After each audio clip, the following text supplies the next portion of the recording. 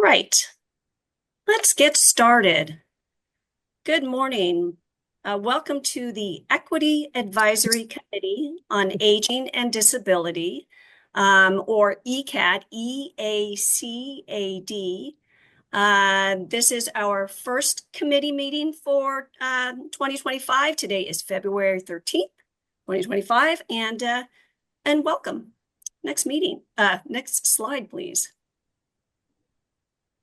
Good. I am Carol DeAndres. I am the manager for public and stakeholder engagement here for the Master Plan for Aging team at the California Department of Aging, and I'm happy to be with you in this virtual space.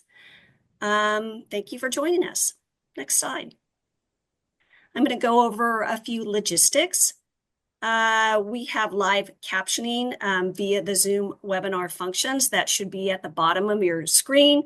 You'll see CC, show captions. And if that's not readily available, check your more 3 dots.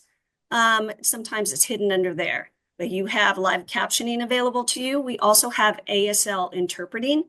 And we thank Rex and Bailey for their help today. Meeting slides, transcripts, and recording will be posted to the Cal HHS website after this meeting, so you can check out all of that. And committee members, thank you for joining us, committee members and our guests. If you have yet to update your name display, please do so. Right now it has just an EACAD panelist name, so please update to your name. Next slide. The chat function is enabled for California Department of State staff and committee members and guests to share out meeting-related information and resources to our public participants. The chat and the Q&A functions are not enabled for the public, but do know that we do have a public comment period towards the end of the agenda. Please hold your comments until that time. We're happy to take them at that time during the public comment period. And of course, we want to remind you at any time you may furnish your written comments to our Engage email box. It's engage, ENGAGE, at aging.ca.gov. Next slide.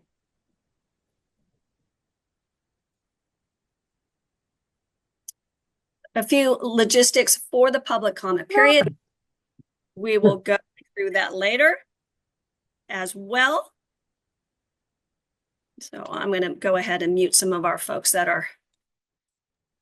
Know that attendees joining by phone, you can press *9 and that will indicate to us that you would like to provide a comment. And attendees joining by the Zoom webinar functions can click the raised hand icon and we will go ahead and unmute your line.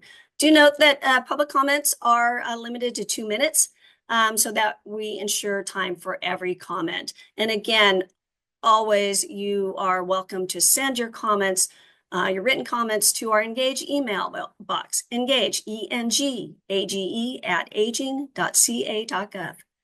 Next slide. So the committee purpose. The purpose of the Equity Advisory Committee on Aging and Disability, or EACAD, EACAD, is to advise the administration on the implementation of the Master Plan for Aging, or MPA as we say.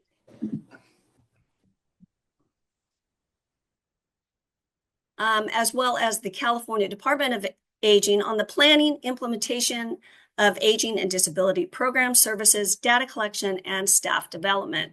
That is the purpose of this committee. Next slide. And of course, we couldn't fulfill this purpose unless we had a committee of people who are donating their time and their expertise to us. So we thank our committee members for joining us today and continuing their work as we progress with our equity efforts here with the Master Plan for Aging.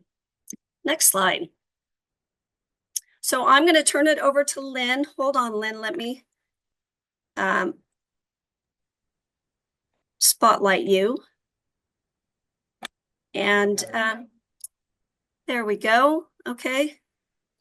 Want to invite everyone, if you're comfortable, to close your eyes and let's take a long, slow, deep breath in together and a relaxing exhale.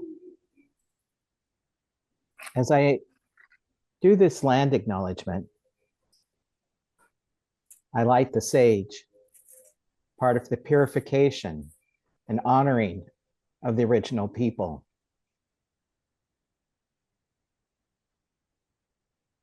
We stand together, gather together, and acknowledge the original people, the indigenous communities, the more than 154 communities in the state of California,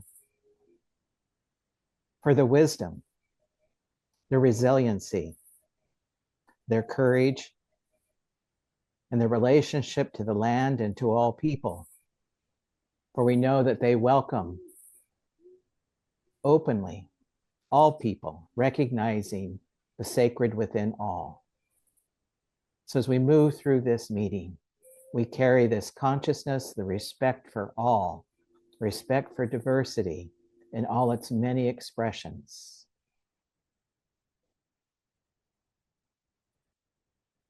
We give thanks to all our relations. Oh, thank you.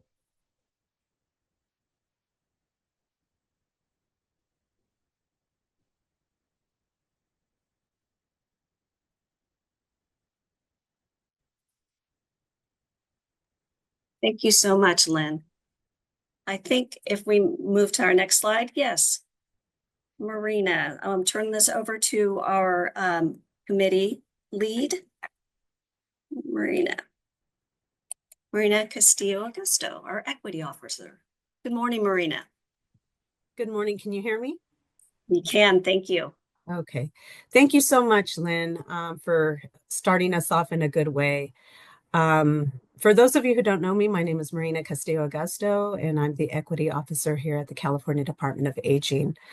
First and foremost, I'd like to welcome everyone to the first EACAD meeting of 2025. I hope your year has been off to a good start. Before I get into the agenda, I want to take this opportunity to thank you for your continued commitment to our equity work through the Master Plan for Aging and through the many initiatives here at the department. We have a full agenda today, starting off with state updates from CDA's esteemed director, Susan DeMorris. Next in the queue is a presentation on the Aging Disability Lived Experience Advisory Board, the progress that has been made so far, next steps toward the implementation phase, and an open discussion with you all about any comments, questions, concerns that you may have. Following, we'll be hearing from Sarah Steenhausen, the Deputy Director of the Division of Policy Research and Equity, and from Jackie Tompkins, MPA Project Director on the Master Plan for Aging, on the MPA annual report and the 2025-26 initiatives, specifically highlighting some of the equity-focused priorities. And last but not least, we have the distinct pleasure of having Dr. Larissa Estes, Executive Director of the Racial Equity Commission, joining us today. She will be presenting on the Commission's purpose and role and listening through a facilitated discussion with you all on the supports needed for older adults, people with disabilities, and caregivers, and how we can partner together to advance equity. This discussion will be facilitated by EACAD member Jax Cali. Thank you, Jax, for stepping in and helping us with this. And then we'll take public comment, summarize any next steps, and adjourn the meeting. So without further ado, I'd like to turn it over to Susan.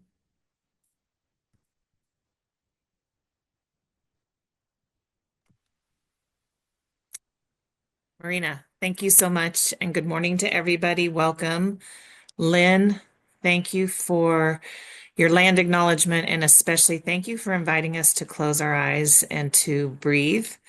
It's been a while since we've all been together. We saw many of you in person in October at the Day of Action, and thank you so much for being part of the day. But we sit 6 weeks into 2025, and my goodness, it feels longer than 6 weeks. Typically, I looked back at a past agenda, and usually we spend a lot of time at this first meeting of the year talking about the governor's January 10th budget. And that was a blip on our screen. It was proposed on January 10th. And we had some good news that the state is in a better fiscal position than we were previously. We did not see any cuts proposed. We didn't see any major augmentations. It was sort of a push budget, but we were heartened. However, at the same time, the Eaton and Palisades fires erupted in Los Angeles and burned for several weeks. Tragically, 29 people lost their lives. The majority of them were older adults, people with disabilities, and people of color. We are still grieving the loss of life. 12,000 structures were lost. This includes mobile homes, apartments, duplexes, rental properties, and people's homes they owned for decades, shared by generations under the same roof. Businesses, small businesses, large businesses were lost. So our hearts are still very, very heavy, and responding to the Los Angeles fires is a very, very high priority for this administration. I'll be sharing some links with you in the chat when I'm done talking. Our governor and our first partner and our cabinet have been on the ground in Los Angeles for weeks on end. Our Secretary of Health and Human Services, Kim Johnson, has spent time in the community, working directly with our community partners on the ground. I was able to spend time in Altadena and in the Palisades. So it's very important that we hear from, and I see Elvira, looking at you and others who live in the Los Angeles area. And so many of you who have friends and families and colleagues there. I know you join us in prioritizing this response. Just a couple months prior to this event, and now we're worried about the weather and the atmospheric river that is reaching all corners of our state this week, and especially what it might mean for Los Angeles and the burn scars. In September, we had produced an emergency preparedness guide for older adults, people with disabilities. We did that jointly with the Department of Rehabilitation, the Office of Emergency Services. That is available in 7 languages. I'll share that link with all of you. It is a painful reminder that we can never be too prepared wherever we are in our state. We recently translated the guide to Armenian at the request of the community impacted by the fires, especially in the Altadena area.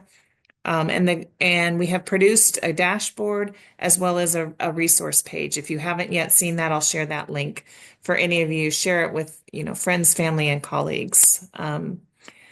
So soon after the fires, we ushered in a new federal administration, January 20th, just less than a month ago. And I know that in your individual capacities, your community capacities, and in your professional capacities, many of you are paying close attention to what's happening in Washington, D.C. I can assure you that the administration is closely monitoring news and information out of the White House, and we are closely collaborating internally among departments, within departments, across agencies, and across constitutional officers with our state's attorney general. Should there be anything that changes or any breaking news, we will be sure to convey that to you. For the time being, we are following and deciphering what is, what needs to be implemented and acted upon, and what is information only. Today with you, I wanted to reinforce, I hope this group, more than others, know, but I want to reaffirm this administration's commitment to equity, starting with our governor's executive order, the master plan for aging, all 5 goal areas, but in particular, goal 3, which is inclusion and equity, not isolation, the formation of this advisory council, our California Health and Human Services Agency guiding principles, and the Department of Aging's new strategic plan, which I also will share for you in the chat. So there is a strong tradition and proud history that we stand on in California, and that will continue. This advisory committee, you've always been important to the work of the Master Plan for Aging, and each of you individuals bring a unique and important voice and role, but you're more important than ever in helping us to uplift and defend California values. I'm so excited for the second half of our agenda when we talk about the ADLIB, the Aging and Disability Lived Experience Advisory Board. I think this is just yet another example of the prioritization of equity in our state. Just a couple of quick updates from the Department of Aging for all of you. I wanted to introduce you all to Anna Acton, who joins us today. This may be the first time you're meeting Anna in her role with the Department of Aging. She works in our Division of Policy Research and Equity alongside Sarah. And we are just thrilled to have Anna on our staff. She joins us from the California Department of Rehabilitation and has strong community experience working with Freed in Nevada County. And has been an outstanding partner and collaborator in the Master Plan for Aging and in bridging the aging and disability communities forever. So, Anna, wonderful to have you on our team. I want to commend Marina and the team for the tremendous work that's happened over the past year on our language access plan. And to all of you, if you go to the website, it's a big yawner to see a little footnote on the bottom about language access being available and having vital documents available to us, but they're there now. And this is just an example of a systematic and standardized approach to language access. And I'm just so proud of our work there, and it's just beginning. This group really, you had a key leadership role in the development and promotion and implementation of our LGBTQIA plus survey. We were so proud to release that at the end of the year, and it's picking up, borrowing from the Master Plan for Aging, where we say we don't want it to be a report that sits on a shelf. Same goes for that report. That was the beginning when we released it, not the end. It wasn't, oh, good, we got that report out. We're looking for opportunities to present that information at state and national conferences. And I'm so pleased to share with you that when our secretary, Kim Johnson, had her confirmation hearing, just last week, a senator was very complimentary of that work, and he is working to develop a Senate Select Committee on LGBTQIA plus older adults. So if you ever think your work is in vain or these reports don't matter, I can promise you they do, and you never know whose attention they might grab.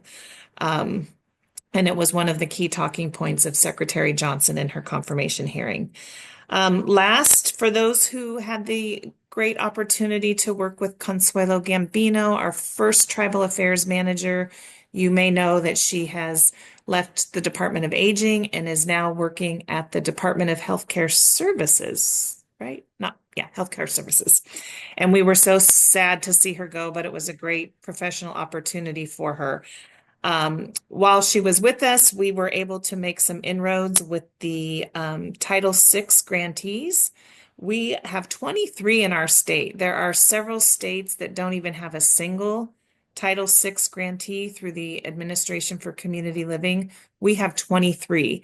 So we're starting to build some TA and support and bidirectional communication with our grantees. We're very excited about those relationships that are just forming, and we're actively recruiting to replace Consuelo. That's an important position that will be taking a larger internal role in support of the grantees and also supporting our area agencies on aging and our compliance with the final rule of the Older Americans Act that has very specific requirements related to tribal relations. So you will continue to see and work with the Tribal Affairs Manager when that position is filled, and they will be a key part of our equity team.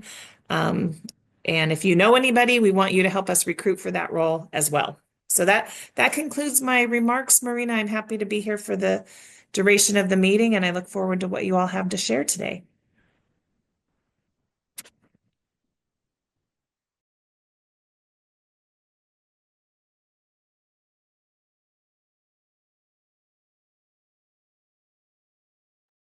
Rena, if you can unmute. Can you hear me now? Loud and clear. Okay, great. So thank you, Susan. Thank you for your report out. And I'm very excited to be a part of this next presentation on the Aging and Disability Lived Experience Advisory Board. I want to thank all of you who have just been a huge support in helping us think through many of our different angles of how we're going to proceed and launch the AdLib. I wanted to bring us back during this presentation to the purpose of the AdLib. I also wanted to provide an update as to our vetting process, the feedback we received, and key decision points in moving forward. And then also allow time at the end of this presentation to, again, hear from you, for you to ask any questions of us, to point out things that maybe we have forgotten. So just welcome that at the end of the presentation. So today I will be presenting first, then my staff, and then also Maya, who is the principal investigator.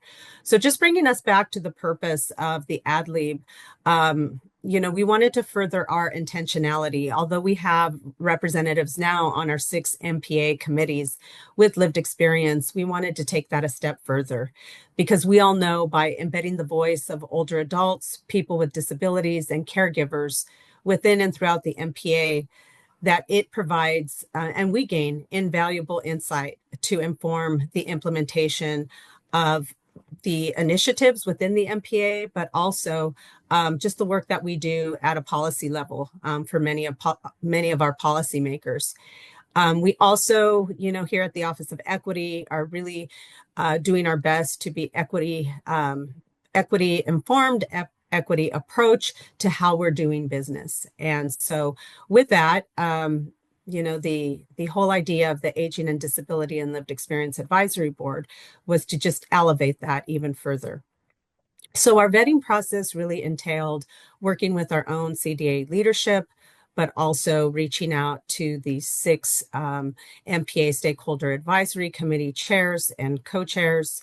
We reached out also to the Interagency Council on Homelessness and a few others to help guide the process. That turned out to be very helpful to us as well, to understand shared lesson learned, also any pitfalls that we could, potentially avoid, and mitigate any concerns.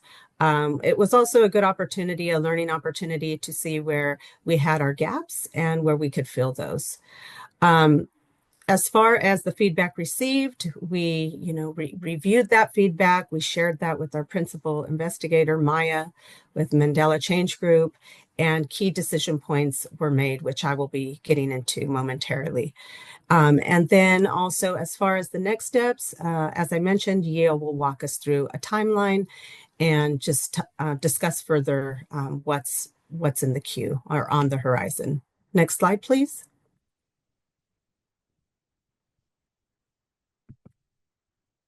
So from the vetting process, we convened our first EACAD work group in December with Mandela Change Group to discuss the purpose and expectations of working together. Maya drafted the statement of goals, the framework, charter, nomination forms, membership criteria, and she outlined the recruitment process. We completed 6 of 5 meetings with the MPA. We completed 5 of 6 meetings with the MPA committee chairs and co-chairs to bring them up to speed, and to specifically ask for questions that were centered on what core components should be considered to make this board unique and different. Also, we wanted their input on what elements should be prioritized and included to address gap areas, as I mentioned, through the membership selection criteria. We also wanted to foster a bi-directional approach. So just getting their thoughts and ideas about how to accomplish this in the best way possible.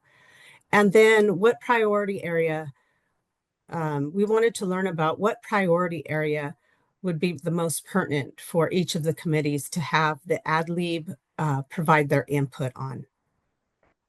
We also developed a targeted recruitment matrix, which included the AAAs, community-based organizations, the Title VI 23 tribal grantees, philanthropy, and I think that summarizes the list with the matrix. Next slide, please. So I themed some of the feedback received, and the good majority was around translation of the documents in various languages, specifically the 5 threshold languages. They also provided feedback about a glossary of terms, or just making sure that we define the terms that we're using within the documents. There was a reminder to use plain language and to capture gender identities within the application form itself. And there was also feedback on how meetings that we have or hold with the ad lib should connect with the MPA and MPA committee priorities. We also received feedback on outlining time commitments, compensation, and expectations, not only for the members, but their companion or support person. Next slide, please. So some of the key decision points as far as it relates to translation is, although we wanted to do the translation into the 5 threshold languages due to budgetary constraints, and we made the decision to move forward with the Spanish translation, with the hope that if this project continues beyond the 1-year span of time, that we can advocate for more languages in the future. Again, this is a pilot project that will go for 1 year through February of 2026. We also, during the feedback and vetting process, we were provided input regarding the application timeframe or duration. Most people suggested 4 to 6 weeks. We opted for the 4-week span of time. The ad lib will have 4 meetings, 3 of which will be virtual, 1 in person. Although we had anticipated having the first in-person meeting be the first meeting, we opted to have that decided, make that decision, maybe have a midway point meeting or at the very end, due to logistics and getting an understanding of the geography of the members, where they reside and what would be most convenient. So we opted to move that out. The number of members, we decided to make that determination. We didn't want to decide on a specific number and then realize that we had gap areas that we needed to fill, and then not being able to accommodate that. So we just wanted to remain flexible in that space. And then that our meeting outcomes be shared with the various MPA committees and with others. So that will be shared in meeting notes with our other MPA committees and beyond. Next slide, please. So at this point, I'm going to transition to Yia to walk us through the ad lib timeline and the role of the EACAD sub work as we move the ad lib further to implementation. Thank you. All right, thank you, Marina. Again, welcome everyone to this meeting. So I'm gonna give like a high level overview of the AdLib timeline for what's up and coming. So as Marina mentioned, there are quite a few documents that have been drafted and are now going through final review this month. Once all documents are finalized and translated into Spanish, the outreach and recruitment will start next month in March. The applications will be open for 4 weeks, so from March 3rd to the 30th. We'll also assess midway to see if more outreach and recruitment is needed. In April, we will be working with Mandela Change Group, internal CDA staff, and the EACAD subwork group on scoring and membership selection. So the final recommendations of membership will ultimately be approved by CDA. We also anticipate a high-touch onboarding process, which will entail the following: some meeting logistics, roles and responsibilities, and time commitment. And all this is going to be happening in May. So again, as we mentioned before, the first meeting will be virtual, and we project that this meeting will happen the last week of May. Mandela Change Group will also poll the members for the remaining 3 meetings, also noting that one of those meetings will be in person. The AdLib project goes until February of next year, so February 2026. Next slide, please. So we previously asked, the EACAD members who was interested in supporting the AdLib efforts, and so 6 members expressed interest. So we calling this group the EACAD AdLib sub work group. So we started meeting every 2 weeks back in December. These members have supported the review of the AdLib documents and provided their recommendations and feedback. And again, it's not too late to join this effort, so please reach out to Marina or me and we can get you the information. Additionally, EACAD's role moving forward with the AdLib is to provide support and outreach and recruitment, especially important during the membership selection process. Also provide recommendations on AdLib documents and reports, and participate in learning and reflection discussions with Mandela Change Group. So now I'll pass it over to Maya from Mandela Change Group to discuss the launch, the recruitment, scoring, and review process, as well as more EACAD involvement of the recruitment. So thank you. Thank you, Ia. Good morning, everybody. So I'm going to go over some more about the process of getting started with the AdLib. So as mentioned, we're going to open up the application, both the nomination and the self-nomination, on March 3rd. We'll keep that open for 4 weeks. It'll be available in English and in Spanish. We'll close at March 30th and begin the review process, review and scoring process. And we'll assess somewhere at the midway point of that 4 weeks if we need to do additional outreach promotion based on the response we're getting on nomination and self-nominations. Next slide.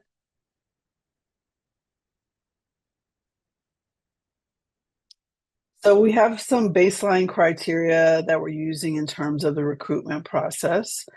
Members of the AdLib need to reside in the state of California.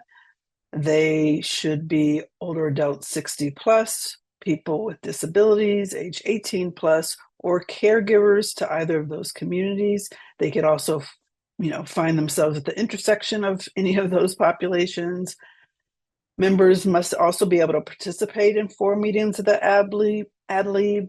We will provide technical support if folks need it, and so we'll make that assessment once we have the final group around any technology needs, translation needs, other accommodations. And members are not state employees. Next slide.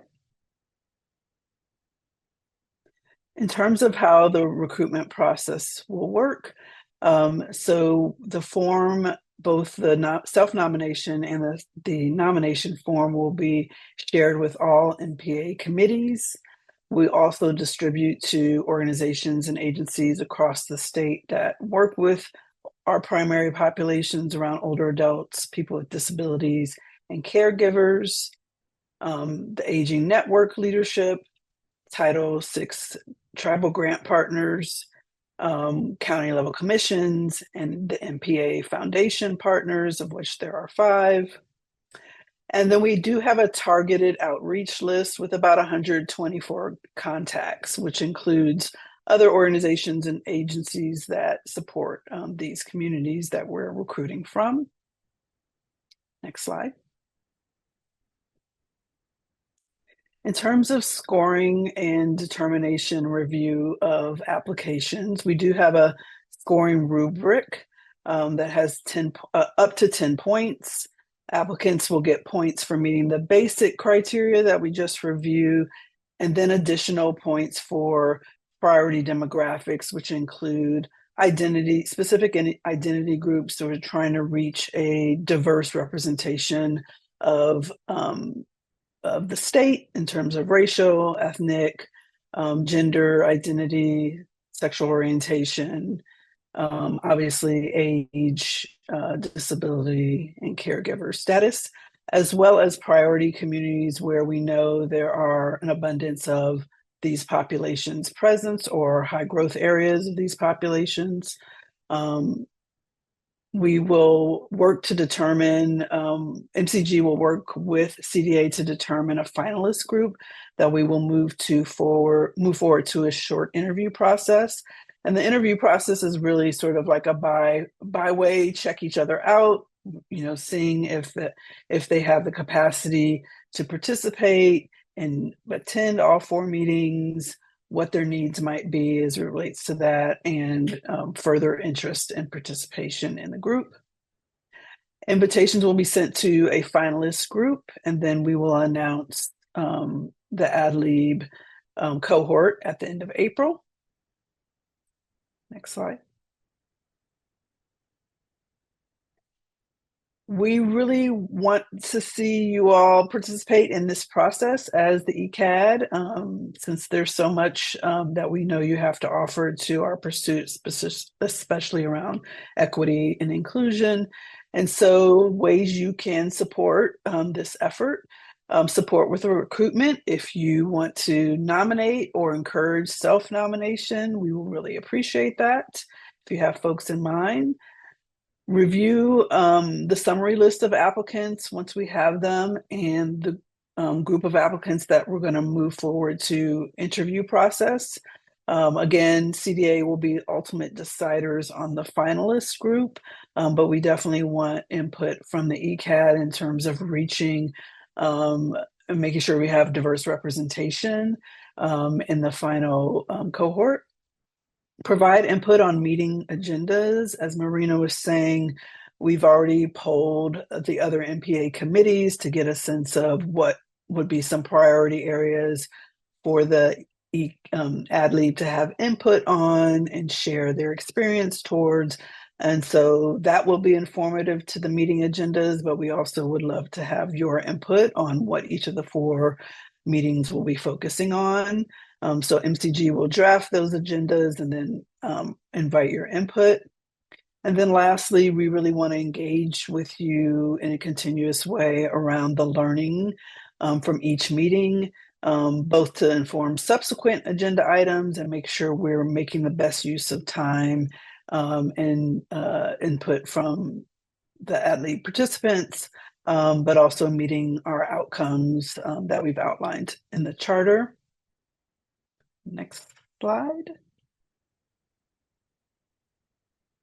I just want to add one more thing is Mandela Change Group will be facilitating the process, facilitating the meetings, managing evaluation and learning of the process. So you will also see my colleague, Trina Ramsey. She couldn't attend today, but she will be present in future meetings. So I just wanted to give her a shout out so that you aren't surprised when you see her attending some of our meetings together. Thank you.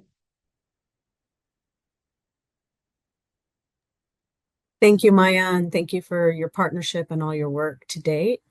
At this time, I want to open the floor to see if there's any members who have any questions, concerns, or feedback for us.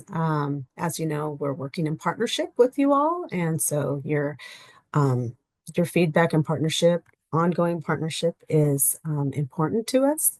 So I'm going to give it just a few minutes to see if there's any questions.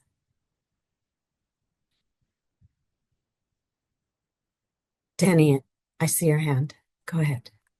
Hey, good morning, everyone. Sorry, I didn't want to be the first person, but thank you for this update. There's been so much going on, it's kind of hard to know where to start, but I guess I'll say a couple of things. One is I'll note that this is 43 minutes into this meeting, and this is the first time that we've been asked for questions.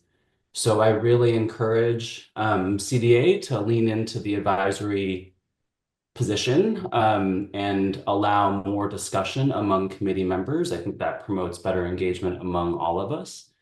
I'll say a couple other things related then to the lived experience group. So the moment that we're in right now is an attack on all things equity related. And Susan sort of acknowledged that at the very beginning. I think we can't assume that this is business as usual. One of the things that I raised in one of the subcommittee work group meetings was that the chilling effect on anything related to DEI is really quite significant. I mean, we've already seen that in the past couple of weeks, given the executive orders that President Trump signed and has been signing. So I would really want to hear like different strategies that CDA is thinking about, because I think recruitment is going to be really challenging.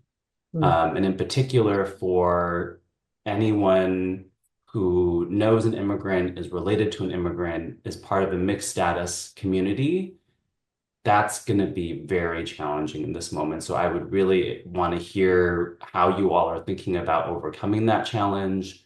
In addition, you know, what we saw under the first Trump administration with the public charge policy was that people didn't access services. So really at this time, raising your hand to be part of a group with the best of intentions, I think is just going to be a really heavy lift. So I'd want to hear more from you all on how you're thinking about that challenge in this moment. The other thing I would encourage you to do if you haven't already, and I think I missed a couple of work group meetings, so I apologize for that, but would really encourage you all to run the selection process through, I'm assuming this has already happened, but through legal channels, and make sure that post students against affirmative action, that everything that you all have proposed makes sense and couldn't be challenged by someone who doesn't get selected and then therefore ends up attacking the group.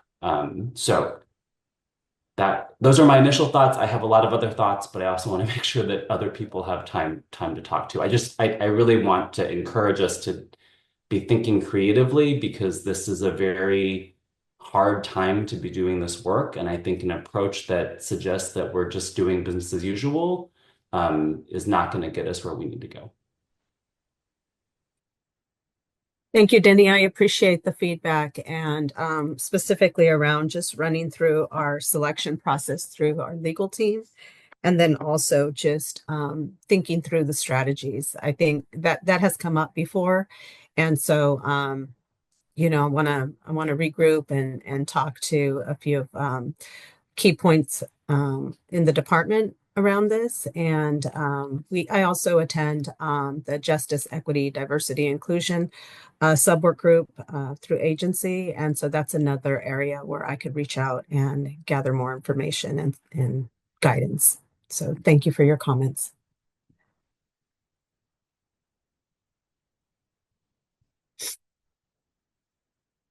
Vincent? Hi, everyone. Thank you, Jenny, for your comments, because I want to echo that, and particularly for trans individuals, which, um, you know, when we're talking to folks, they are wanting to guarantee their safety guaranteed. And I think so. I think some of the conversations that we've had where we extended the recruitment period, we decided to not have the live in-person meeting up front to kind of give us a chance to kind of see where this goes. But I really do think we need to, and especially the thing about challenging the group, because I think that would just be very traumatizing. Those of us in the HIV spheres, we're used to being challenged and we're used to people attacking us. But I do know from working with other populations that that's not the case. And that can just really, it could be traumatizing. So thank you, Danny, for bringing that up. Thank you, Vincent. Jax, I see your hand. Yeah, hi, thanks. I just wanted to also just add a quick comment. I definitely support Denny's and Vince's comments, but I also think that what we're doing here in creating this ad lead is kind of outside of the box, so to speak. Having been involved with HIV advocacy for many, many, many years, one of the things that I've always thought was very effective is when we get the voices of people in community and not just rely on people who are so-called subject matter experts.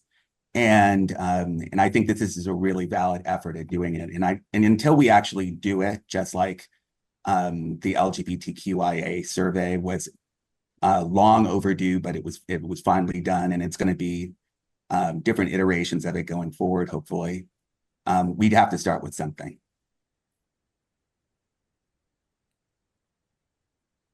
I appreciate that, Jax. And I think our kind of hope too is starting with something, taking the precautionary measures that we need to, not only to protect committee members, but to be able to launch in a good way is key and important to us.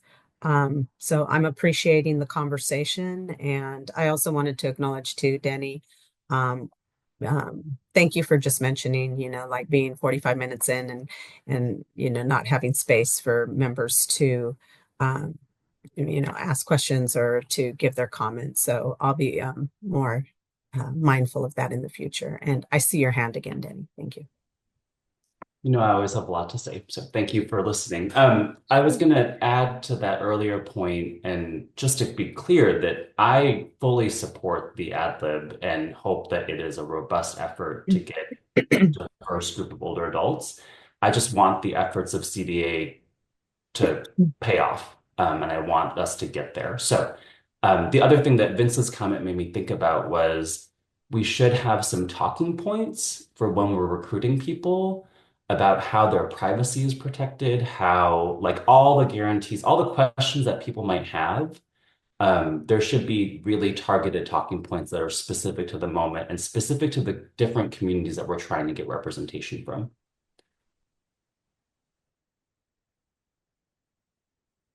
I noted that recommendation, Danny, about talking points for future members.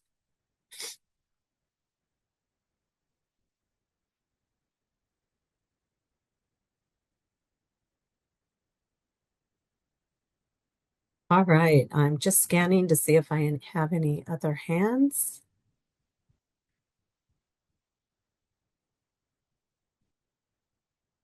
And I'll double check the chat. All right. Thank you.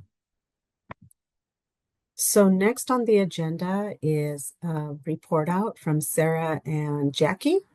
So I want to turn it over to you at this time. Thank you. Great. Thank you so much. Really appreciate all of everybody's input and guidance over the past few years as we implement the master plan for aging, and your involvement and engagement at the day of action certainly helped us think through the priorities to elevate in the 2025 2026 initiatives. So Jackie and I are here to talk to you about the annual progress report and the initiatives. So Jackie, remind me, am I covering this first part and then you go? No, I'm going to cover this first part and then Okay, I'll perfect. send it I back just to was you. double checking. Okay, thanks. Yeah, we're kind of the same person at this point, Sarah. Exactly. Hi, committee members. Great to see all of you and be able to convene as our first meeting in 2025. I'm Jackie Tompkins. I'm the project director here at the California Department of Aging for our master plan for aging. Wanted to talk to you a little bit about two deliverables that we produced early 2025. This includes the Master Plan for Aging fourth annual report that we submitted to the legislature at the end of January, as well as the release of the 2025 to 2026 initiatives. I hope that many of you were able to join us last week. I believe it was February 4th, where we were able to do a statewide webinar showcasing these two bodies of work. If you were not able to join us, we were actually able to post the recording and the slides earlier this morning. So after my speaking time, I will be sure to make those available to everyone on the committee, as well as the public members that are joining us as well. Let me move to my next slide. This was our fourth annual report that we submitted for the Master Plan for Aging, and we were very grateful to be able to highlight the advancements and progress that collectively the state has made across the 5 bold goals. And this includes areas within housing, our healthcare reimagined, inclusion and equity, caregiving that works, as well as affording aging. Embedded into the annual report are several areas where we highlight how an equity lens is given to a lot of the advancements that have been made with the Master Plan for Aging. Additionally, there is a segment within the annual report that focuses specifically on leading with equity. But please know that efforts throughout the MPA take the equity lens in terms of implementation and decisions. A couple that I want to highlight just with the time that I have today is essentially sharing equity at the center of those 5 bold goals. As many of you know, and you've been well connected to the work, California released its first LGBTQIA plus older adult statewide survey and results last year. As Susan shared in her remarks, we're looking at opportunities to be able to do a public webinar, a statewide webinar, to be able to share these results. So we're speaking with our research team now on how we can make that webinar an opportunity this spring. Also in partnership with CADERP, our California Aging Research Partnership, we were able to establish key outcomes to really underscore when we're looking at the collective body of the Master Plan for Aging, what are the outcomes? What are those key advancements we're making? And through the partnership with that group, we established some key outcomes. Additionally, there were equity scores that were established in, again, collaboration with the research partnership of the Master Plan for Aging that highlights where certain communities are and the state is related to key indicators of the Master Plan for Aging. Additionally, California developed California's Caregiver Equity Roadmap, and throughout the MPA, we have advanced system change initiatives, all with those equity lenses and principles as you all contribute to the work, as well as the additional Master Plan for Aging stakeholder committees. We were so pleased when we were able to pull together the MPA committees, as well as I think we had about 1,000 people join us, committee members, state leaders, national leaders, consumers, those with lived experience. They were able to join us at the MPA Day of Action in October, where you can see EACAD members presenting here your recommendations at the Day of Action. And I'm going to turn it over to Sarah to walk us through your recommendations and how those translated to the initiatives for 2025 to 2026. Thank you so much, Jackie. We really appreciated the recommendations that you elevated at the Day of Action, specifically to establish and launch the Aging and Disability Lived Experience Advisory Board, the work to continue advancing the MPA equity framework, as well as highlighting the importance of tribal engagement. So we took your recommendations and we worked internally to build into the plan where we see key opportunities related to equity over the next 2 years. Next slide, please. I think it's really important to highlight the principles that we use to develop the 2025-26 initiatives. I'm just going to walk through them briefly. First, to deliver outcomes that advance the MPA. So again, at the heart of this, we're really trying to make sure that we're making progress every 2 years in reaching our 5 bold goals. Second, very importantly, protecting federal support for older adults, people with disabilities, and caregivers. And this will be really critical in the next few years. Third, our commitment to elevating underserved and underrepresented populations and communities so all Californians can age with dignity. Fourth, leveraging public and private partnerships. This is very important, especially as we know that, our state resources are always limited, and it's important to engage private partners as well to advance the initiatives that are important through a whole of government approach. Fifth, the importance of utilizing data to inform policy, programs, and services. Data-driven decision-making is very critical in all we do. And then finally, driving innovation for systems change. Okay, next slide. With that, I also wanted to underscore that a lot of the work we're doing is really grounded across the 5 bold goals in this system change framework for long-term services and supports. We've talked about this before, but it's just important to highlight it because it really does apply to everything that we're doing. The first is focusing on the issue of navigation and how older adults, people with disabilities, and caregivers find the information they need to make informed choices. This is a critical need, and this is what is really underpinning all of our work in developing a no wrong door system. The second is access and ensuring access to culturally responsive home and community-based services across the state so that everyone, regardless of where they live or what their language is or what their culture is, they can access the services that they need. And this is where a lot of our work on the home and community-based services gap analysis and roadmap is centered. Third is workforce. Of course, our direct care workforce is critical to achieving all of these goals, both the paid direct care workers and the unpaid family caregivers, and a number of initiatives focused on both building the pipeline and ensuring access to trainings so that the workforce can get the resources they need and be supported in their roles. And then finally is addressing the financing of our system. And we know that we face real significant challenges in how people pay for and finance their long-term care needs. So we have a really significant initiative underway focused on long-term services and supports financing and affordability, policy and research, which will be rolling out over this next year and a half.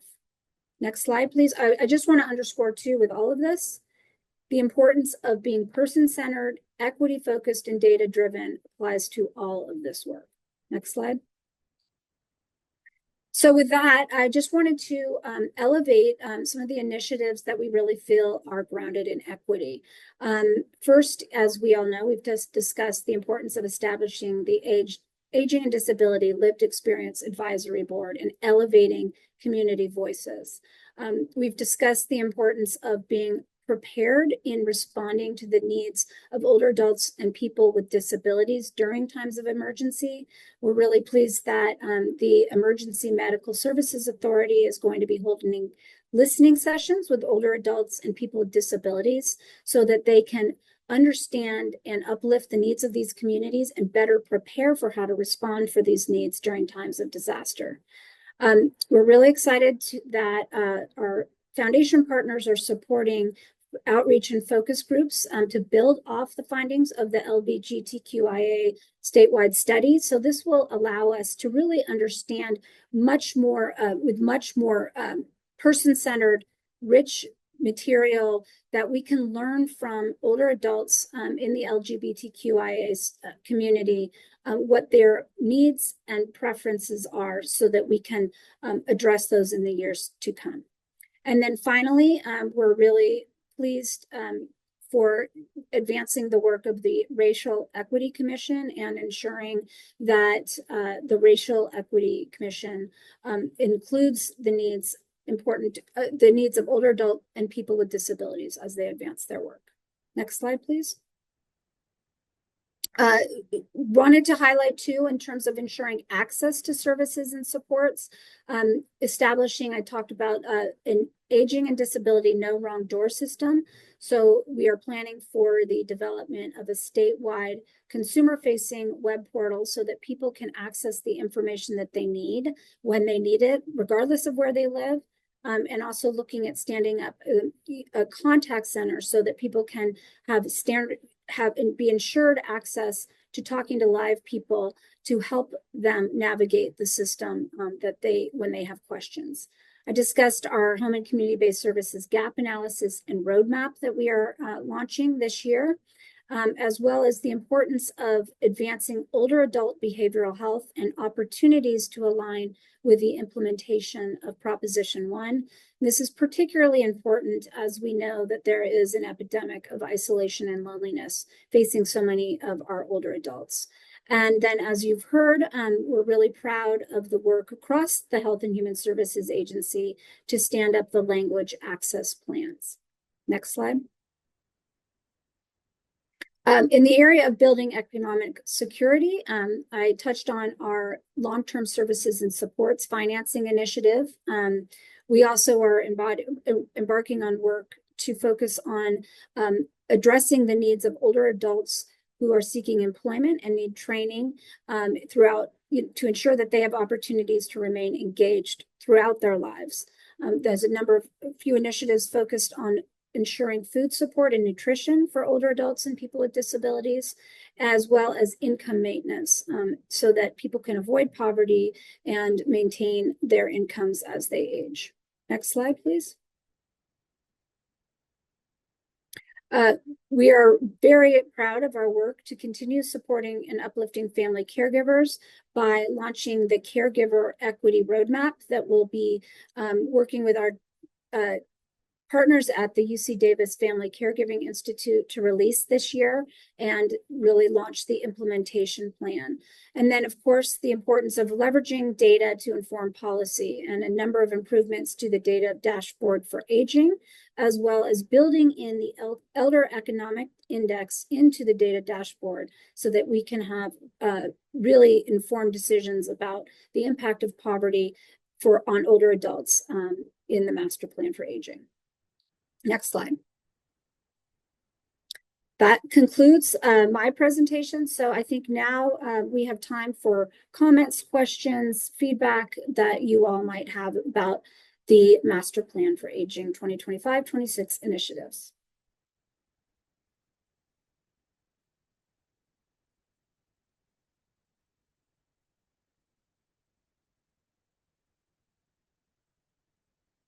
Oh, Jax, welcome. Unmute myself. Thank you so much, Sarah, for your presentation. That was really great. And, you know, the thing is, I've started working with an Inland Empire Master Plan for Aging group, the Inland, I always get it mixed up. It's Inland ICA, whatever it is. But, and they take such great direction from all of the initiatives that you've laid out there. So, and I think what's been really interesting, I think from my perspective, is they would like to work with more of us, especially people who have been working on these committees in the Master Plan on Aging, to get a real sense of how they implement a lot of this on the ground level. So, for example, in San Bernardino and Riverside counties, I know we've started this conversation about what does it mean to have equity in their plan, and they don't have on the local level, they don't exactly have the staff or the infrastructure that really addresses equity, but they do have people who are subject matter experts on this. So I think the challenge is that maybe more of us need to get out there, people who have been working on this plan for a while, to get on that level. And actually, you were down there in Rancho Cucamonga for their initial presentation. So you might have gotten a sense of that too, that they were kind of like really looking for some direction from the people who have been working on this a lot. Jax, thank you so much. And it is fantastic to have you so engaged in the local planning efforts. And you're absolutely right. State planning is very important as we implement the master plan, but it really, the action and activity happens at the local level. So we're super proud of our local aging and disability action plan partners. And then there's other local levels that are also working towards this. And I think you're right that all of you could play really important roles, just like you do, in helping translate the work at the state level to be a resource to the local level. And I want to see, Jackie, in your management of the local grantees, do you have anything to add to that? Yeah. Thanks, Jax. Thank you, Sarah, for that. The comment in question. Yes, we have 21 LADAPT, we call it the Local Aging and Disability Action Planning grantees. They're serving about 30 communities across California.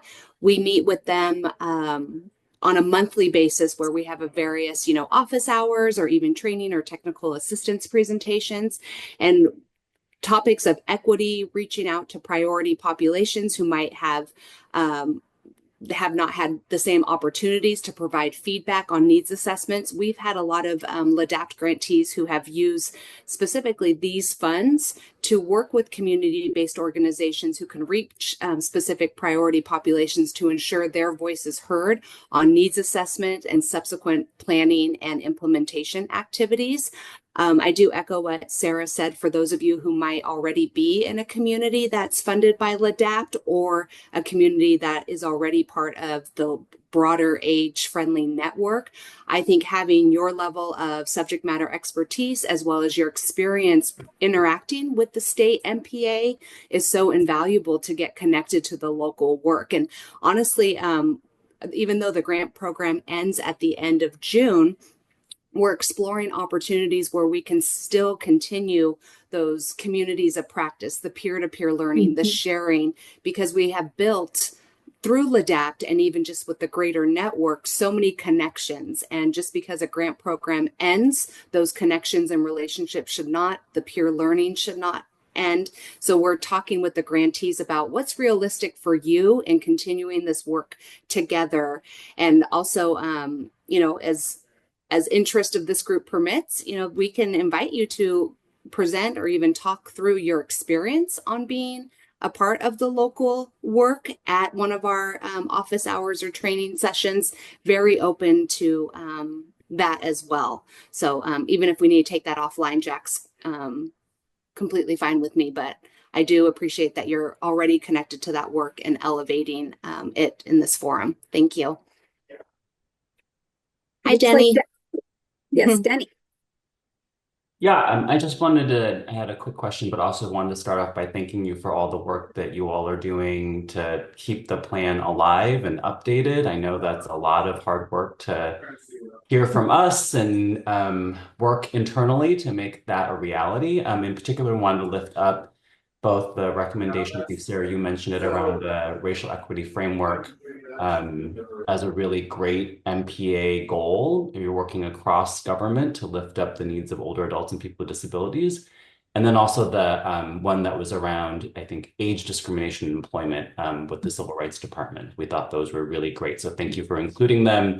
My question goes back to our original recommendation. So I think we had three as a group. One was around the EACAD, tribal engagement, and then something around like a racial justice framework, and wanted to see specifically, I know the lived experience recommendation got put in.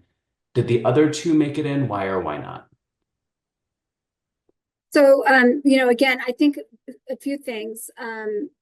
With the work of the racial equity framework, I think that first we elevated the role of the Racial Equity Commission And we continue to have our equity framework that we're advancing through our data dashboard for aging. So I do think that is something we are doing and are, have been launching with Ross Lalian and his team, and will continue to do that work. So we will continue to offer opportunities. We always welcome feedback on that. So the third is that, for the tribal engagement, we CDA are in the process of standing up our tribal engagement strategy and our tribal consultation policy with our Title VI grantees. And as when we bring on a new tribal affairs manager at CDA, that will continue to be done.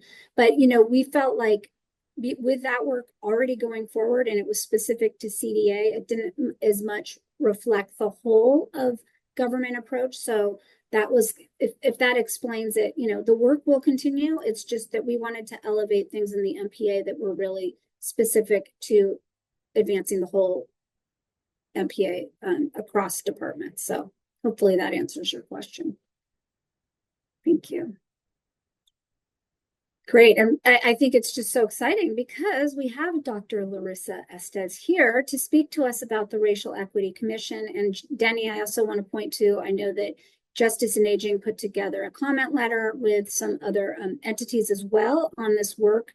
So it just really is, this is an exact example of the type of initiative that is so meaningful in the MPA, because it gives us the opportunity to weigh in. And I know that today we have some time to hear from Dr. Estes, and importantly, to engage with all of you on your input. So I'm going to pause there and see if there's any other questions before I hand it back over to Marina.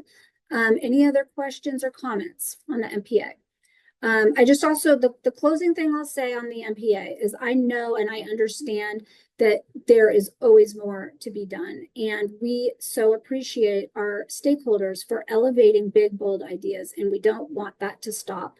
And we take your ideas and your recommendations, and we try and do the best we can to keep pushing for system change, but within the parameters that we can. And so that all of that is to say, don't ever feel like you need to stop advocating. If you don't see exactly what you want, we want to always hear from you and have you inform us as we advance the MPA. We're very proud of this work and super appreciative of all of your time and efforts in this. So thank you.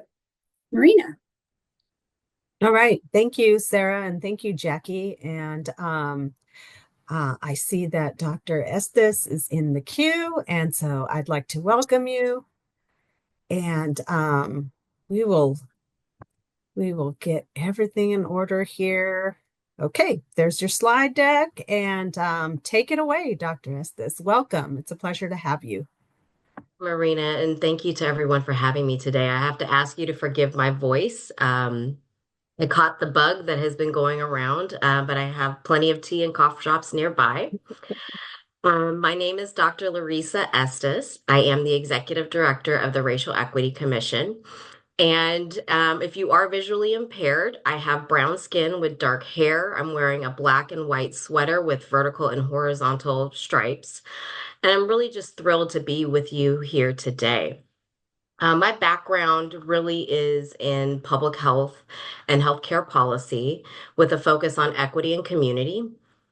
I am a daughter of an immigrant. I'm a descendant of the survivors of the Middle Passage. And really what brings me to this work related to the Racial Equity Commission and even in the experience of aging and ableism is my own mother's experience as someone who is hearing impaired.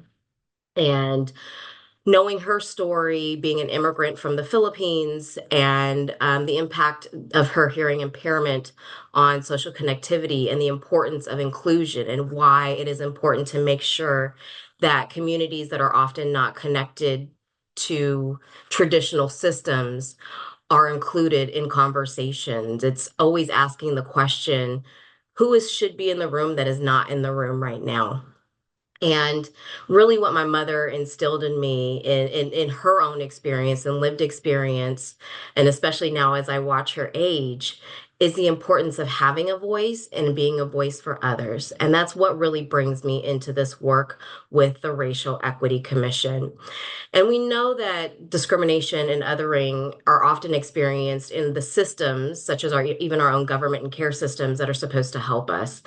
And the fear of mistreatment is very real and grounded in lived experience. And this really can lead to adverse outcomes. And I'm so thrilled to see the master plan and how we're really looking at centering older adults and even some of the work around disabilities in ensuring that we are addressing those issues of discrimination and othering, and to ensure that the services that are necessary are provided and there's opportunities to receive those services where folks can have dignity and agency.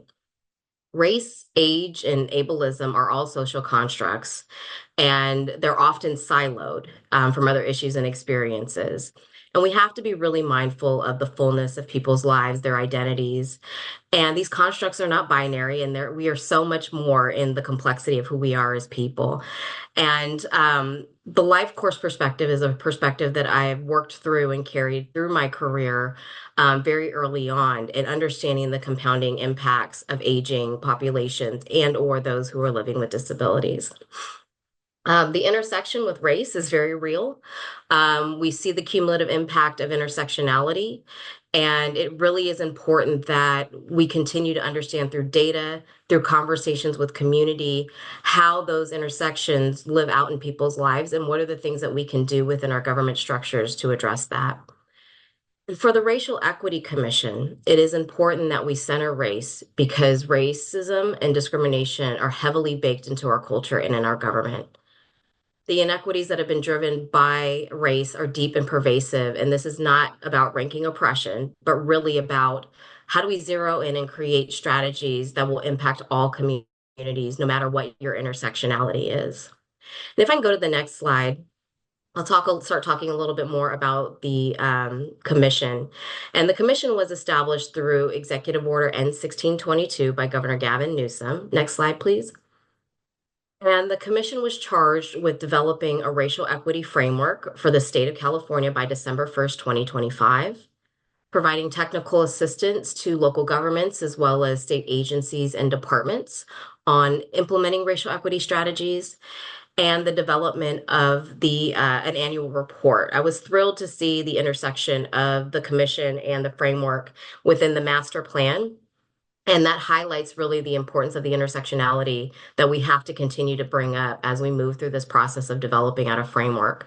I do also want to acknowledge the letter that we received, I believe it was yesterday, from advocates from the aging and disability space. And thank you for that letter, really elevating the importance in centering aging as well as people living with disabilities to ensure that we are being considerate of those intersectionalities that come in with race.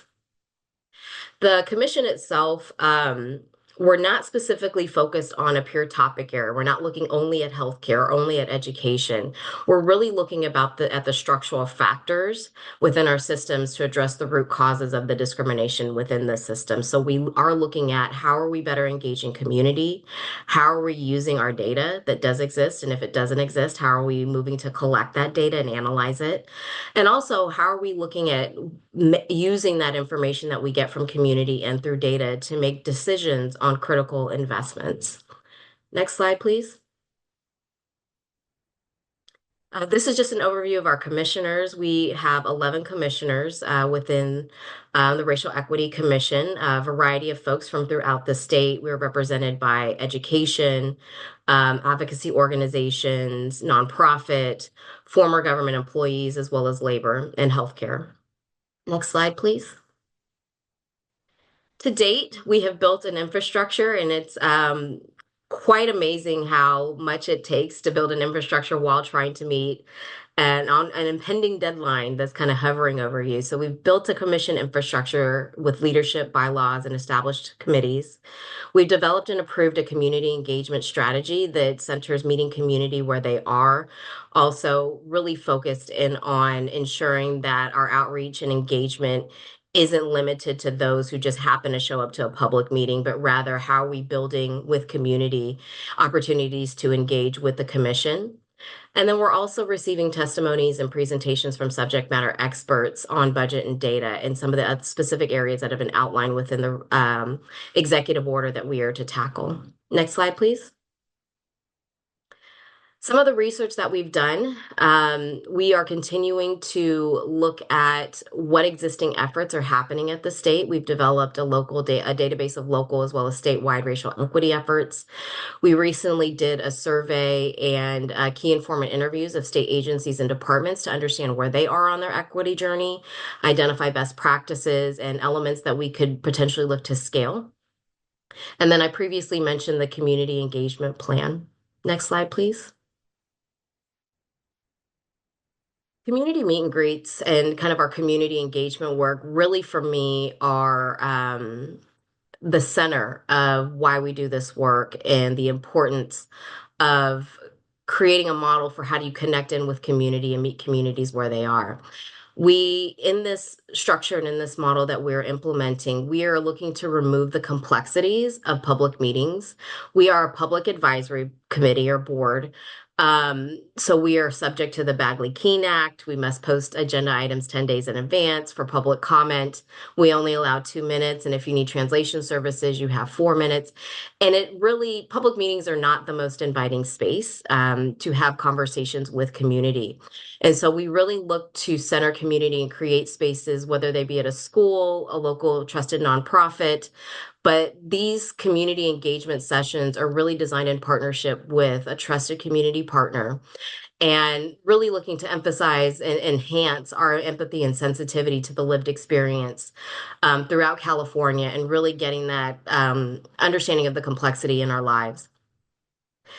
The intersectionality that we get to see in these spaces, if you go to the next slide, really helps with understanding how do we start thinking about not being transactional. So this is actually a drawing that we do, and this is something that we've recently brought into our meetings, is being able to allow community to see how their words are reflected and gathering that information. So we have a graphic note taker. And really, we heard from several community experts on what are the things that are important that we need to do in thinking about engaging community, making sure that it is not transactional, but rather about building relationships. A lot of people will often hear me talk about moving at the speed of trust and how trust is earned and how you must grow the trust within a relationship. People are not a product, and that we have to really think about people in their fullness of their lives, bringing in that decision making, bringing in lived experience. And so these are just some of the tools and things that we're trying to bring in that space for us to inform the development of the framework. If you go to the next slide, please. I believe this is a slide here. It's a quote I like to use really to emphasize the work of the commission. And it reads, "Inequitable systems were not created by accident and will not be undone by chance. New liberating systems must be designed with a conscious intention and a shared vision for a desired future state." And this is again about how do we shift these systems that were created over generations upon generations. And a simple framework will not undo that harm, but it is about how do we set the foundation for ongoing work for generations to come to undo that harm. Next slide, please. On the screen is a QR code that you can scan to access or sign up for our updates. My email address is on the screen as well, Larissa, Larissa .estes, ESTES, at opr.ca.gov, as well as our website, racial equity, all one word, .lci.ca.gov. I welcome engagement. Reach out. We would love to come to your organization, be part of your community, and share more information about the commission and engage in dialogue. We really are centering community and trying to model for other agencies and departments. How do you do this community engagement to inform the way that we operate in our state government? I will pause there. And I guess I'm turning it over to Jax for a little bit of a dialogue, but happy to entertain any questions should there be any in the immediate. But I defer to you, Jax. Oh, thank you so much, Dr. Estes. And you know what? I'm so impressed with your background. One of the things that I learned was about the fact that you were one of the people who started the HIV Awareness Day for women and girls, and back in 2006, I believe. So that is amazing work, and it's an enduring work, because I know I've been participating in those women and girls HIV Awareness Days pretty as much as I can. You mentioned a lot of things about community, which I think is really important, and how not to be transactional and building relationships and trust. And given your really short window of time, and what you've been mandated to do, what have you learned from that experience? And especially as we were talking earlier today about how we're starting this lived experience advisory board. What have you learned about engaging community, and what do you think would be some good things to share with us at that point? I would say I've learned that it's necessary, and you know it's necessary, but it's really necessary. There's so much distrust that community has with government and institutions, and one of the things that I've heard time and time again is thank you for just coming to us and showing up. Mhm. I was blown away, and this is not, and we travel throughout the state, so we are not one of those commissions that sits in Sacramento and expects everybody to come to Sacramento. No, we come to you. Mhm. And I was like, is the floor really that low, or is the bar really that low for just showing up?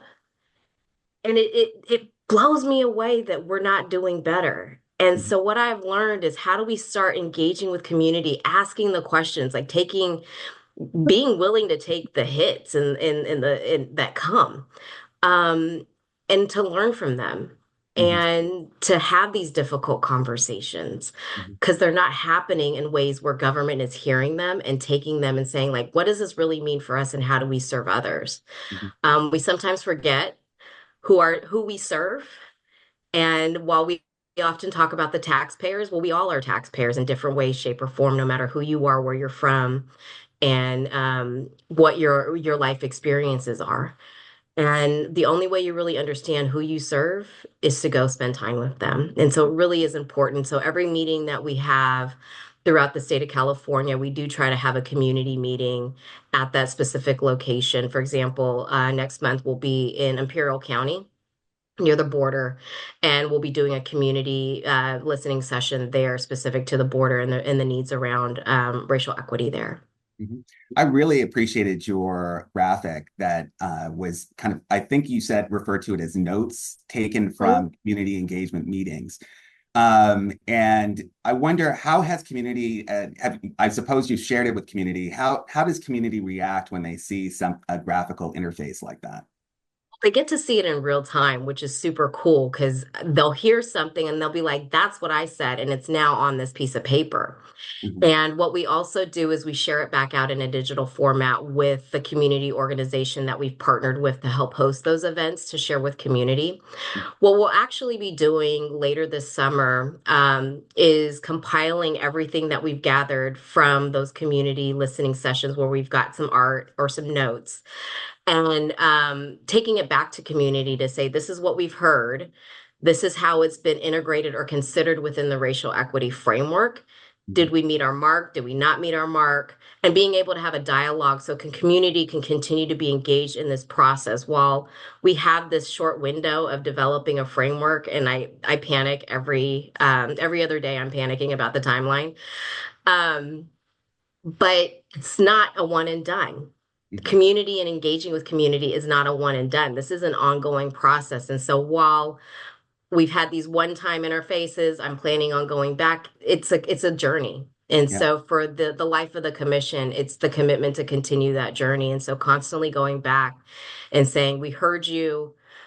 This is this is the feasibility, or this is what we can do. This is what we can't do, but let's think about what we can do and how do we work with what you're sharing with us and the experiences, and lifting that up, not just through the commission, but through other agencies and departments so they can see and really understand the impact. I have one last question before I pass it over, but it's an important one because so much of what we do is data driven. And you've spent a lot of time talking about how you use data to actually drive change throughout the state. So I wanted to find out from you, what's been your experience with using the data?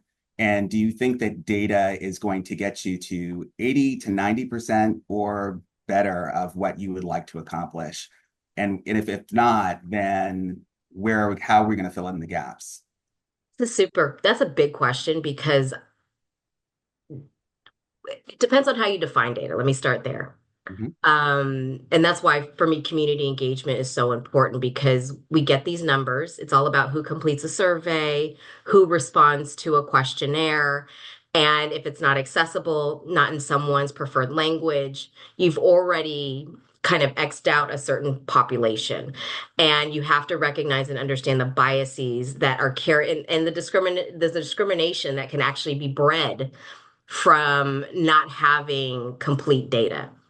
And so I would say that when you can create the full picture, which we don't have the full picture of inequities across the state, there is no central report. There are 200 plus agencies, departments, boards, and commissions, and there's no consistency about how we're collecting information, where that information goes, and then how are we bringing it together. Now, if I had an additional 20 years to my life, I might be able to figure out how we do that. But I think it's part of this is like, how do we continue to just take those steps and move something forward? So I know that there have been efforts to look at data standards within the state. I know that there have been efforts to really understand how data comes into the state, how are people using data, and how are the agencies and departments using data, are there best practices? Some of the best practices that we're seeing and we're wanting to elevate, and many of you know this, is the importance of disaggregating data and how specific populations, if you don't disaggregate, get lost, and that you're unable to provide those direct services and supports that they need because they're lumped into these larger categories.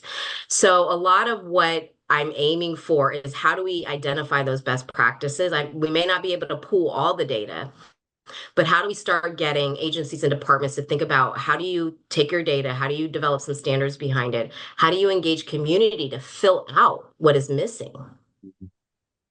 And be part of that process of gathering and collecting data. Mhm. And it's really hard because we like to gatekeep when we're in positions of power. And again, it comes back to remembering who we serve. Yeah, thank you so much for that answer. I'm sure my colleagues have some questions for you. If not, I've got plenty. I really, I could just talk. This is a very interesting topic for me. And oh, Denny's saving me here. Thank you, Denny. Always here to save you, Jax. Thank you so much, Dr. Estes, for coming. Denny Chan from Justice and Aging. We were part of the coalition of organizations that sent the letter to the commission yesterday. So thank you for mentioning it. Thank you for looking it over. I first wanted to start by thanking you for sharing some of your personal experience, talking about your mom who's aging and how much of that resonates with my own experience watching my grandmother age, as she now is hard of hearing and has mobility issues. So thank you for sharing that and being vulnerable in this space. I really want to lift up the point around intersectionality. It was so wonderful to hear you talk about that. Our letter yesterday was really trying to make sure that age and disability doesn't get lost in this framework. That point that you said earlier around disaggregated data reminded me of all the work we did during COVID. A number of us were here at that table at that time, and how there were all these racial disparities that were clear in vaccinations, people getting vaccinated. And there was also data that suggested that older adults were actually vaccinated at higher rates. But then once we got the intersectional and disaggregated data, only then were we able to see that the same racial disparities were actually worse for older adults. So really want to double down on that point, and I really hope that in the framework that the commission proposes, that point is highlighted. I think California really has an opportunity to set an example there. And so the other thing I was thinking about too, just based on the earlier part of the meeting, which I don't think you set in on, was, and Jack's referenced this, is the Master Plan for Aging as one of its initiatives is setting up this lived experience advisory group. And I wonder if there's an opportunity to kind of take these two lanes and merge them. Is there an opportunity to get the commissioners, the commission staff in front of the older adults and the people with disabilities as part of this work group to really learn from community directly? So I propose that and plant that as a seed, and maybe we can follow up on sort of the logistics of making that happen. And then the last sort of thing I wanted to end with was really wanting to hear your thoughts on the moment that we're in. I have said in this meeting earlier that equity is kind of in crisis. Through a couple of executive orders, the chilling effect on this work is really significant, and would love to hear how you think there's a way to kind of bulletproof the work of the commission, the framework, through what is going to be and already has been a really tumultuous time. The language is divisive, a lot of it sort of feels like it could be really, really short-sighted. So would love to hear your thinking on that point. But thank you so much for coming. I'm really, really happy that you're here. Thank you, Denny. And please do reach out. I'd love to have a conversation about how we can partner or set something up to have conversations with the Lived Experience Advisory Group. There's certain structures that I often try to move forward just to avoid creating a public meeting and creating the bureaucracy that we often avoid in engaging with government. So I would definitely love to have a follow-up conversation with you on that. The moment.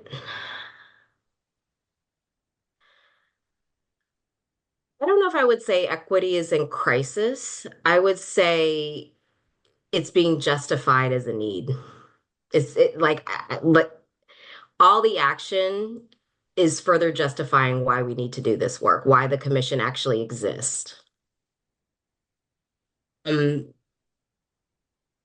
we protected and insulated from this drama? No. The work of the commission really is to continue to move this work forward as much as it can.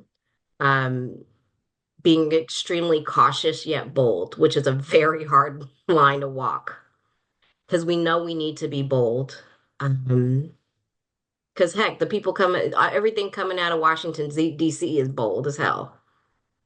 And it really is about, let's see what sticks. Can we get some to stick? Oh, they're not questioning this? Great, let's keep going. And so having some of the structures that we've put in place in California to fight that has been critical. And the administration remains extremely committed to advancing equity and really our values of a California for all. And so in that, I feel a level of protection. I'm still scared as hell, but I still feel there's like a level of comfort that I have to know that we can still do this and that we're still pushing to do this. I think that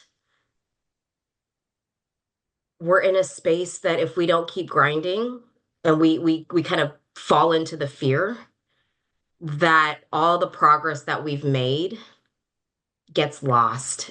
And the commission is fully committed to figuring out how do we do this in this environment and how do we do this in a way that is sustainable long term. So what are the things that we know we can do in these next 2 years before interim elections? What's next over the next 2 years?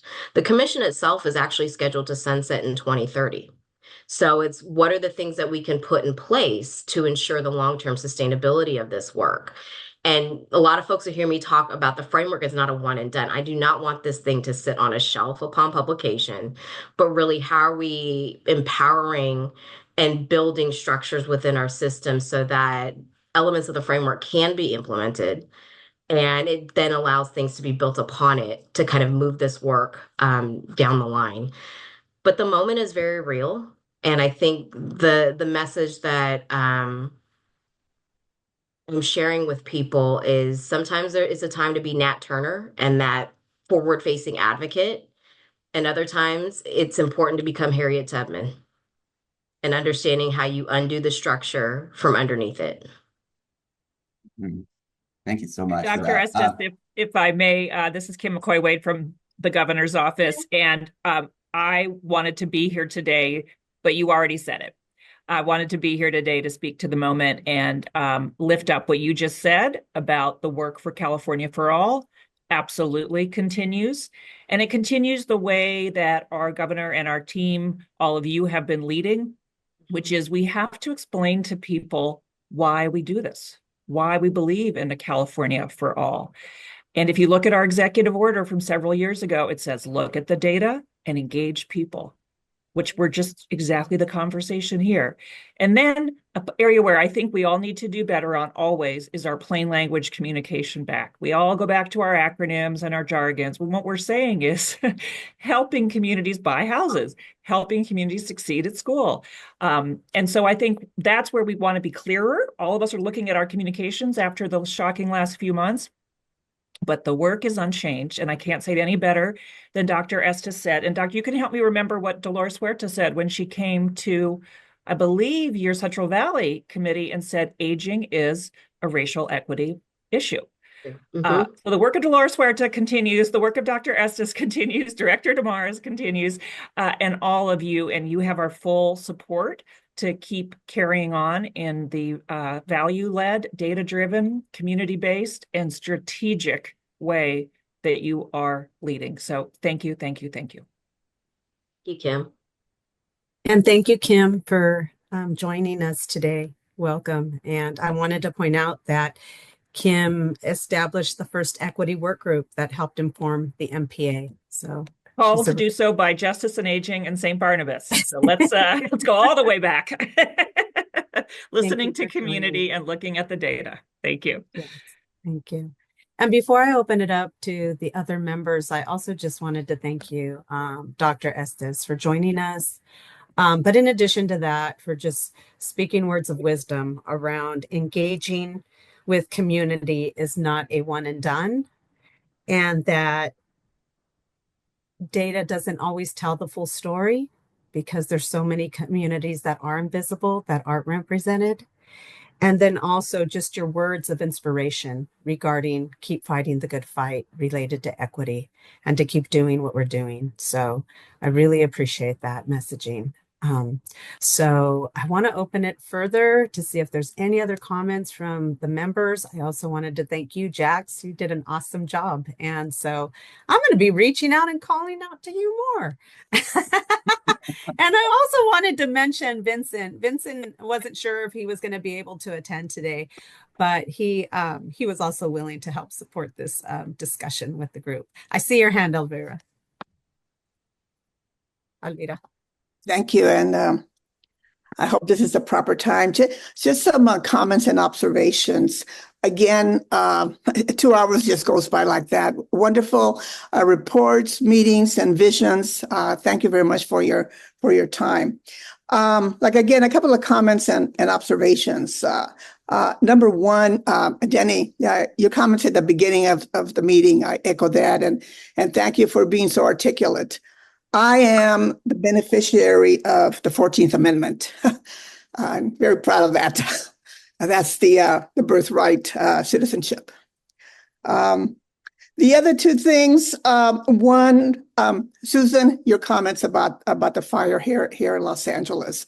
I work part-time with the local AAA, and one of our senior centers burned down in Altadena to the ground. We lost a congregate meal site, and that is a priority right now to reestablish that, get the services going, but most importantly, get people to come back to that community. Again, thank you for highlighting the issues of the fires. And thirdly, the governor's budget that included a proposal for a homeless agency, and so timely, and in terms of his vision and proposals. I like to say that I hope we can get membership of this committee, your department, to advocate, to talk about policies, to talk about programs for older adults with disabilities in terms of homelessness. We just had the homeless count, I think, in early February. So we'll see what that data says, notwithstanding the discussion about data a while ago. But I hope it points to direction in terms of resources, in terms of advocating, and being at the table in articulating the issues for adults who are going or at the risk of becoming homeless. So again, thank you for your time and the opportunity to participate. Thank you, Alvira. Vincent, I see your hand. Yes, thank you. Thank you, Marina, for acknowledging me earlier, but I knew Jax would do a great job. I've watched him moderate, and he comes very well prepared, great questions, and just keeps the energy moving. My question, and thank you, Dr. Estes, for appearing today and for your comments about the work being justified by these attacks, because as we work with our communities and they are really searching, I don't think people think about that. Fear does strange things to people's minds. And I think just telling them that, and that there is a need more than ever. But what I wanted to ask was, what do you see between the different generations? Because, those of us like Jackson and myself who are older people living with HIV and older have been activists for a while, it's a very different experience living now. And I'm just wondering, how do you see any common themes or issues between like the generation gaps? Do they see it? Do younger people see this issue of race and equity differently? Because they didn't, some of them said, well, that's not my issue. I didn't go through that. I would say young people do see it as an issue. I actually work very closely with the Youth Empowerment Commission and have spent some time in conversation with them on some of the issues and impacts that they see and experiencing, and having conversations about the racial equity lens that kind of fits in the space of young people. And if you take the life course perspective, the experiences of our lives are cumulative. Yes. And so for us that are older, and I'm in my mid 40s now, that journey, it continues to build upon each other. The discrimination I've experienced in my life, even the wonderful assets and privileges that I've been able to have. And, I have to acknowledge those privileges when I come into different spaces, because it is important to recognize that that can create othering. But the cumulative nature, so the things in the wisdom that are, and I like to call older adults seasoned. We're all very seasoned in different ways, but I love my older adults who are very seasoned. That wisdom and creating spaces to share that wisdom is an important thing that we don't often do enough. But it is the one thing that I've gotten to see in our community sessions, is having older adults and having young people in the same room to have conversations around race. We did this in Los Angeles, where we did have actually like teenage, middle school age students, as well as older adults from the community, just having an amazing dialogue. And so many of the experiences that our young people are now experiencing, we've had. And it is important to share our own journeys and create that shared learning, but they view the world very, very different now. I do know that, and what we've seen and heard is climate is very forward facing right now for young people, and the inequities that they see in climate. But something that I think continues to come up is mental health and well-being. And that's important for our more senior adults, as well as and across the full life course to our teenagers and even younger kids at this point. So there are these commonalities, but it's just how you view the world. But when you start to dig a little bit deeper and create those safe spaces for those conversations, you can see we're more alike than we are different. Thank you. And part of my work, I have a training where I bring in a lived experience panel to talk to our young clinical interns. And it's the most amazing part, they say, of their training, because they have their, the academic pieces of it, all that kind of stuff. But then to actually hear the lived experience, how that translates into services, how that translates into advocacy, has been really amazing to witness. Thank you. Thank you. And I think Lynn had to leave, but I wanted to read a few of her comments in the chat. She said the decrease in government leadership's recognition of the value of diversity, equity invites us to be more vigilant and engaged in community development and enrichment. She also writes, I'm grateful I live and work in California and have leadership that actively supports diversity and equity. So I just wanted to read that. It meant a lot. Okay. Well, thank you for such a engaged conversation. I want to turn it over now to Carol to see if we have any public comment.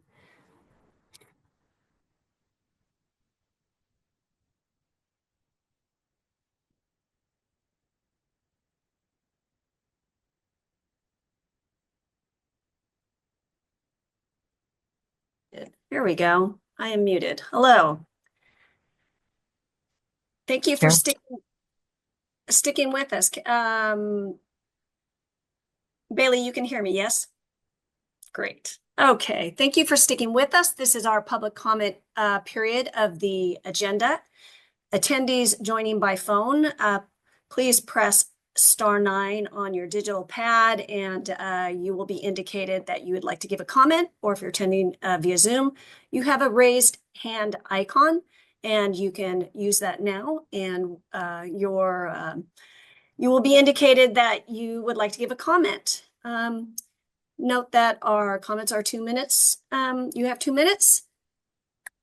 And at any time, if you wish to leave a written comment, we do welcome those. You can do that to engage at engage@aging.ca.gov. So if you'd like to provide a public comment at this time, again, thank you for sticking with us. 2 very packed hours. We have Carly. Your line is unmuted. Go ahead, Carly.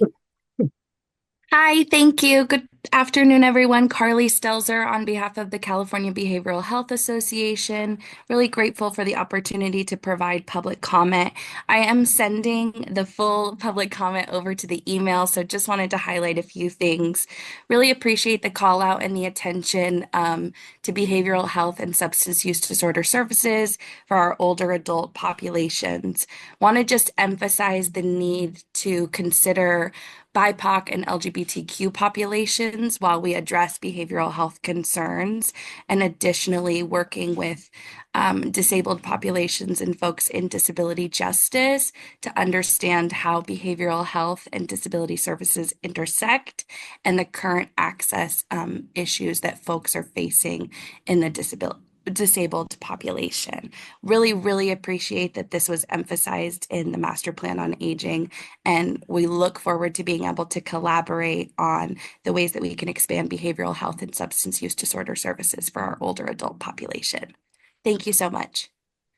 Thank you so much, Carly. And we look forward to your written comment to our Engage email box, engage@aging.ca.gov. And everyone is invited to send comments. So if there is no one else, I'm going to spotlight Marina. Hold on, Marina. All right. Here we go. Appears that we have no more comments.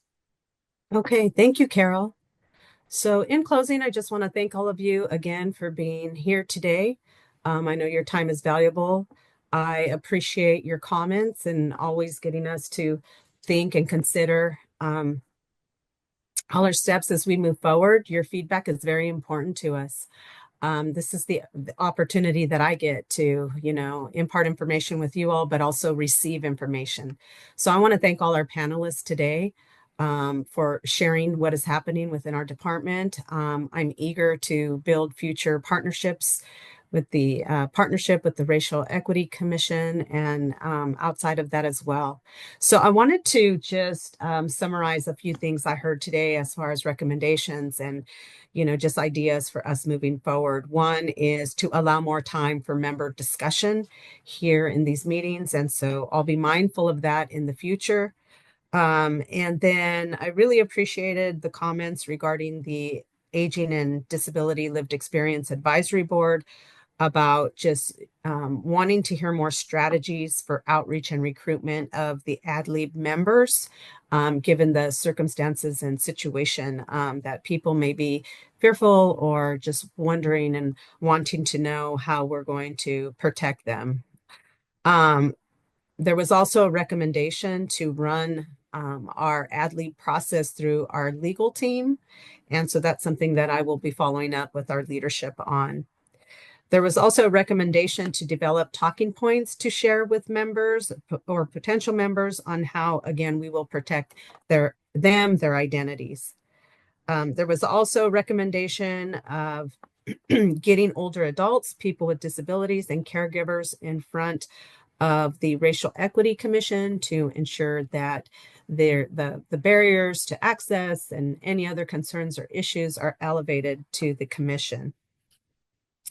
There was also a recommendation around the commission considering resources for homeless older adults and also some guidance and direction around that that possibly intersects with the work that we're doing in the MPA. So again, thank you all for your time. If I've missed anything, please send it to the Engage email and we'll be happy to follow up. Have a great day, everyone.